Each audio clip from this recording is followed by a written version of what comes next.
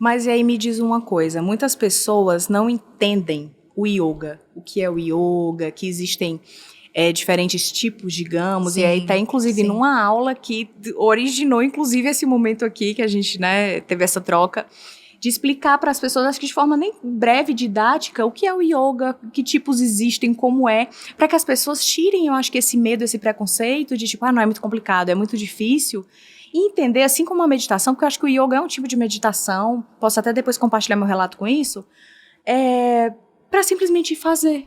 A gente não precisa ir fazer algo para ser excelente e arrasar. Exato. É só para conhecer. Exato. Sair da zona de conforto e do que é conhecido pro desconhecido, né? Exato.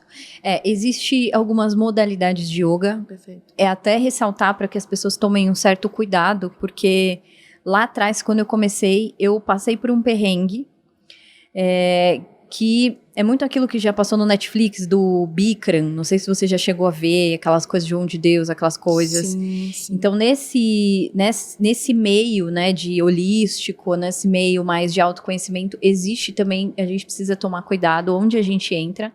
E como eu não conhecia ninguém para me orientar, eu fui na primeira escola que, né, me falaram, ali é legal. Então, eu passei por um perrengue ali, mas aí depois eu consegui sair e tudo, aí eu entrei numa escola certa mesmo de yoga, e aí que eu comecei realmente a aprender o que era yoga de verdade, sem aqueles perrengues tipo Bikram e tudo mais. Quem não faz ideia do que eu tô falando de Bikram, no Netflix tem uma série com esse nome, se você assistir você vai entender o que eu tô falando, né? Então existem algumas modalidades de yoga, Hatha Yoga e Ashtanga Yoga são os principais. Então, Hatha Yoga é uma modalidade e Ashtanga é outra modalidade. São as principais. Se você for numa aula que o professor fala, eu sou professor de Hatha Yoga, ele provavelmente sabe o que está fazendo, principalmente também do Iyengar Yoga. Iyengar foi um professor que ele experimentou nele as técnicas do yoga e ele meio que se autocurou. Só que com alguns acessórios. Então, a gente tem um cinto de yoga, que a gente chama de yoga pata, tem uns bloquinhos, tem um bolster, que é um almofadão, tem cadeira. Aquilo são formas do aluno fazer a mesma postura, ter o mesmo benefício que uma pessoa mais alongada, que não tem tanta dificuldade física, e ter os mesmos benefícios. Então, por exemplo, se sua mão não toca no chão quando você vai para frente, você tem os bloquinhos... Perdão. Você tem os bloquinhos que as suas mãos ficam no bloquinho. E aí você fica com o tronco mais elevado, mas você não fica tão curvado, tão torto. Então, o Hatha Yoga, o Iyengar Yoga, que é esse yoga desse professor Iyengar, está dentro desse Hatha Yoga, que é uma modalidade. E o Ashtanga Yoga é muito parecido com esse Hatha Yoga também.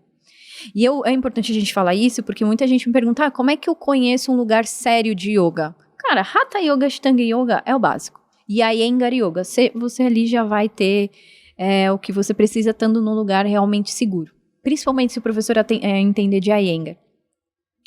E aí, Lari, dentro do yoga a gente acha muito que é só postura, né?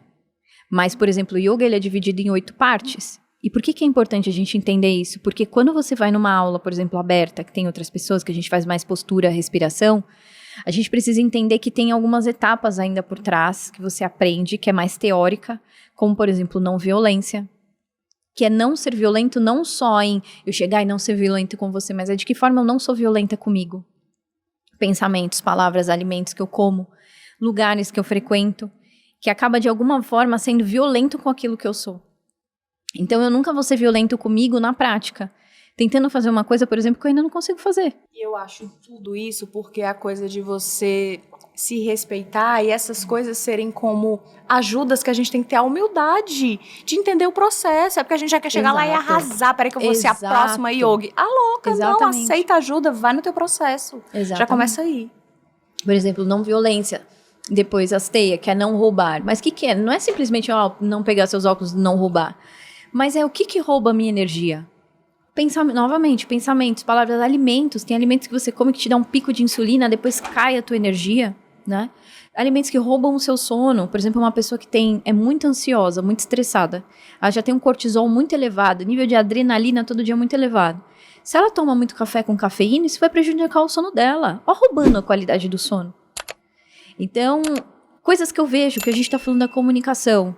Que coisas que eu vejo que podem ser violentas com o meu emocional, que podem roubar a minha energia, a minha saúde mental.